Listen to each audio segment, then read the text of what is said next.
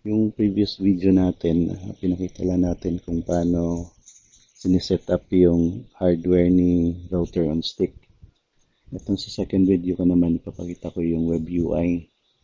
So, punta muna tayo dito sa IP na 192.168.10.1. So, ang kagandahan nito, yung pinaka-GUI niya, nagbabago-bago yung picture. So, ito, pasok tayo sa password niya. So, ito na yung pinaka-user interface ng OpenWRT.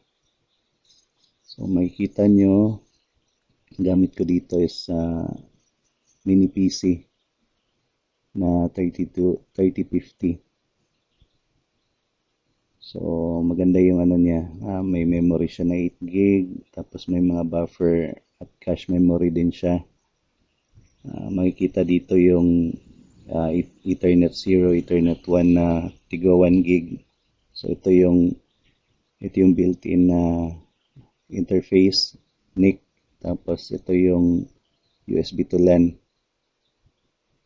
Tapos, makikita rin dito yung mga kung ano yung nakakonect na device. So, ito, makikita dito ito yung laptop ko. So, nakakonect siya ngayon sa router on stick. Yung wireless, hindi siya enabled ngayon kasi wala siyang Wi-Fi. Tapos, makikita rin dito kung naka-up yung internet. Tapos, meron siyang firewall, may routes, meron siyang system log, may processes, meron din siyang channel analysis para sa Wi-Fi. Ito namang real-time graphs. Ito yung para sa traffic. Like, makikita mo dito kung ano yung traffic na pumapasok sa Ethernet 0, tapos yung Ethernet 1, tapos meron din siyang network monitor. So dito makikita mo yung pinaka network monitor. Tapos pwede mo rin gamitin tong OpenNet data para makita yung mga CPU utilization, kung ilang CPU yung gamit. So sa case ko, 4 na CPU yung meron si mini PC ko. So makikita mo dito.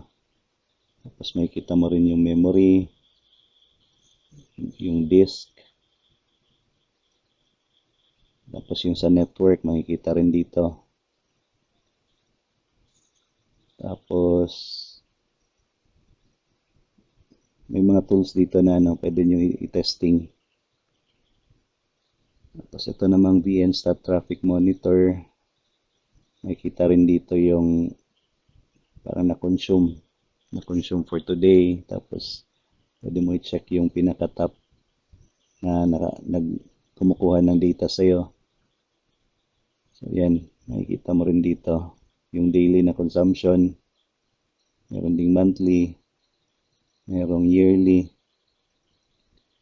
Tapos meron din siyang WireGuard. Yung WireGuard sa ngayon hindi ko pa kinonfigure, pero pwede ka mag-set up ng WireGuard dito. Para yung client mo, doon na siya kukunik kung halimbawa merong kailangan mong mag-VPN. So pwedeng lagyan ng WireGuard. Tapos yung load balancing, ito yung pinakita ko kanina na kung up yung yung internet. So pwede ka magdagdag ng ibang internet para mag-load balance siya. I-set up mo lang dito. Tapos system.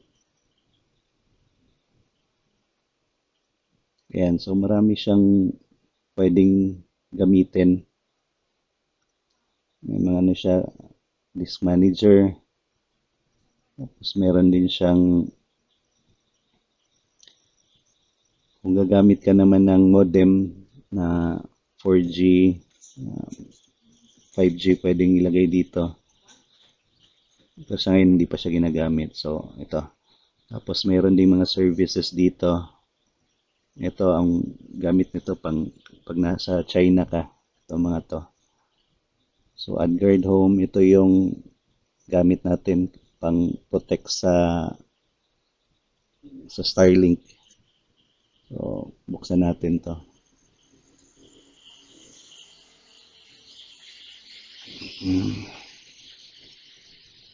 So, ayan, makikita dito kung ano yung mga pwedeng i-block, kung ano yung gusto mo i-filter.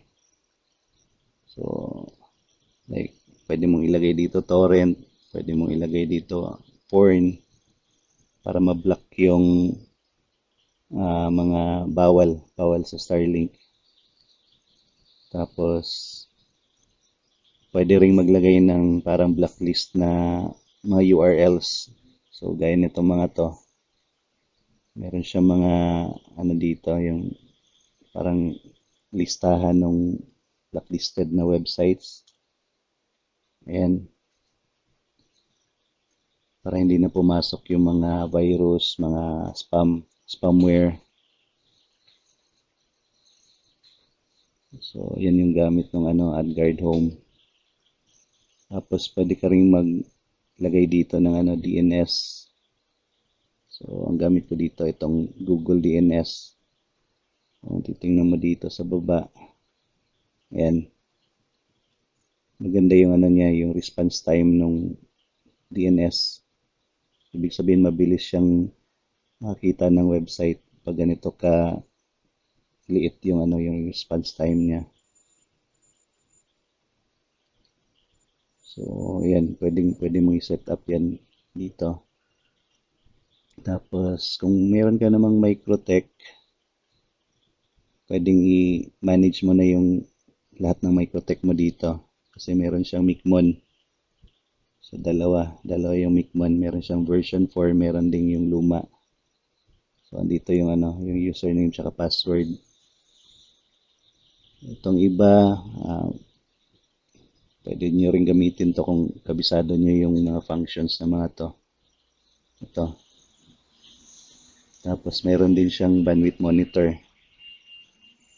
Makikita mo rin dito yung sino yung yung parang malakas kumain ng bandwidth sa mga clients nyo.